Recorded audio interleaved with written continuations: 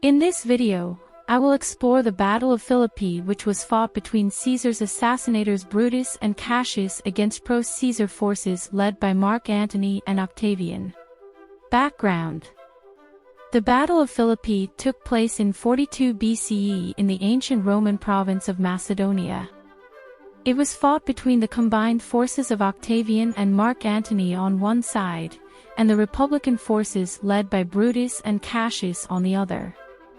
This battle was a culmination of the power struggle that ensued after the assassination of Julius Caesar, which threw Rome into political chaos.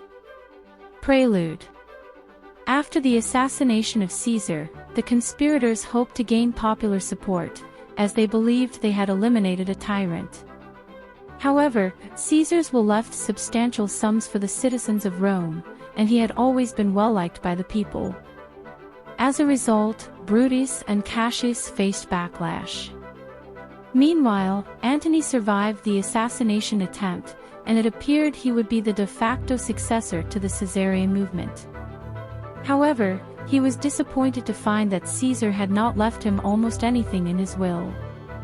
Moreover, Caesar had named Octavian as his adopted son, thus making him the leader of the Caesarion movement instead of Antony.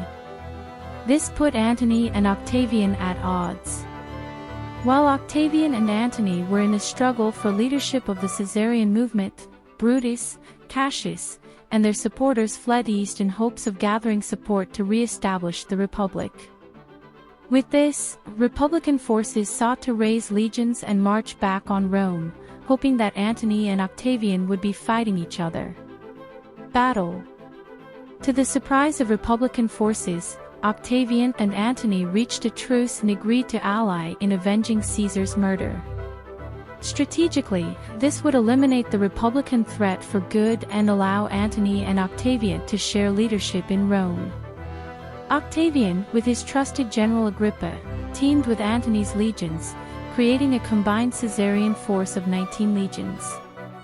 In contrast, Brutus and Cassius were able to muster 17 legions, which were fewer in number but still enough to snag victory.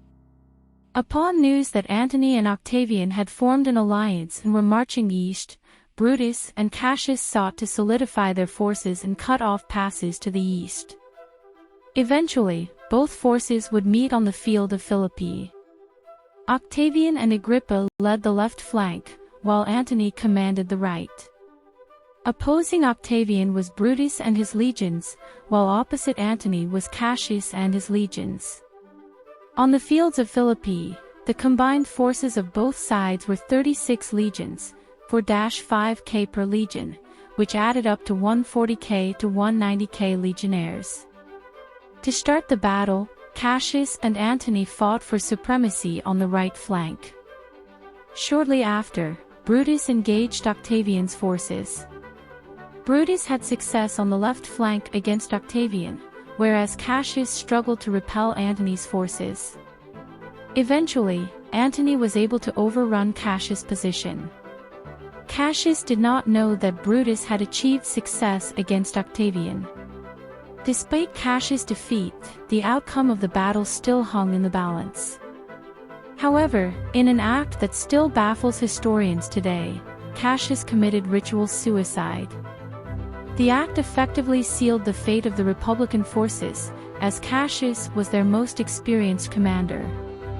Brutus was informed of Cassius' suicide and defeat, and this news broke Brutus' spirit and that of his legions. Despite ferocious fighting, Brutus eventually committed suicide himself instead of being captured. Significance: the Battle of Philippi represented the official end of the Republican opposition forces. Most Republican legionnaires surrendered to Antony and Octavian and were integrated back into the Roman army. Most importantly, Brutus and Cassius' defeat at Philippi ushered in the beginning of the Roman Empire. Thank you for watching. If you enjoyed the video, please like, share, comment, or subscribe, as it would be a great help and keep you notified of new content.